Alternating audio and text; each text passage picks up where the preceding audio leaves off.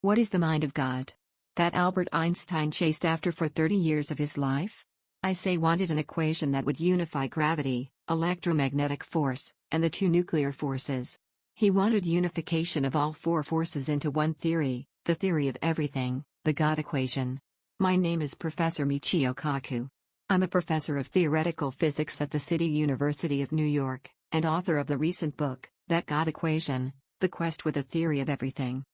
Leonard Euler, one of the great mathematicians of human history, found one equation which summarized the fundamental constants of math: 1 plus e to the I pi equals 0. People call that the God equation of mathematics. Now, of course, the God equation is useless as a practical application. But think now about God equation for physics. Physics is quite useful. When Newton worked out the mechanics of moving objects and gravity, he helped to lay the groundwork for the Industrial Revolution. And then Maximilien Faraday united electricity and magnetism to give us the electromagnetic force, the electric revolution of dynamos, generators and light bulbs. And now we have equals mc squared, which helped to pave the way for the nuclear force. Each time a force was unraveled, it changed human history. And now, we want to put the whole thing together into the God equation, fulfilling Einstein's original dream. The God equation, just like the God equation or mathematics, should unify the basic concepts of physics into one equation. Now, what are these basic concepts? Relativity and quantum theory. The problem is, the quantum theory does not unify well the general activity. In general activity of Einstein is based on smooth surfaces. The quantum theory is based on chopping things up into particles.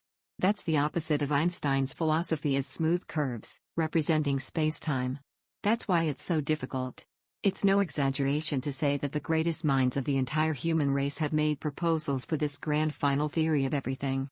Each one was shown to be anomalous, or divergent. So far, there's only one theory which has survived every challenge: string theory, which is what I do for a living. Now, what is string theory? From a distance, an electron looks like a dot. The neutrino is another dot. The quark is another dot. We have all these dot particles. How many particles? Hundreds of them. But string theory says if you can peer into the heart of an electron, you will see that it's a rubber band, a tiny, tiny vibrating string, very similar to a guitar string. There's an infinite number of vibrations. And that is why we have subatomic particles. To a different set of vibrations of the red string theory allows you to rotate particles into each other, turning electrons into neutrinos, neutrinos into quarks. And the theory remains the same. That is a symmetry of this string. And that's why it's so powerful, a simple idea that encapsulates the entire universe. Now, my personal point of view is string theory is probably the only mathematically consistent theory. All of the theories are mathematically inconsistent. What does that mean? It means that if you prove it far enough, you can prove that 2 plus 2 equals 5. Therefore the theory is wrong. So far with string theory, 2 plus 2 always is 4. Perhaps it is the only theory where 2 plus 2 is 4. There are a lot of objections to chain theory, by the way. The biggest objection is you can't test it. But we're getting closer and closer to being able to test it. This theory of everything blows your mind.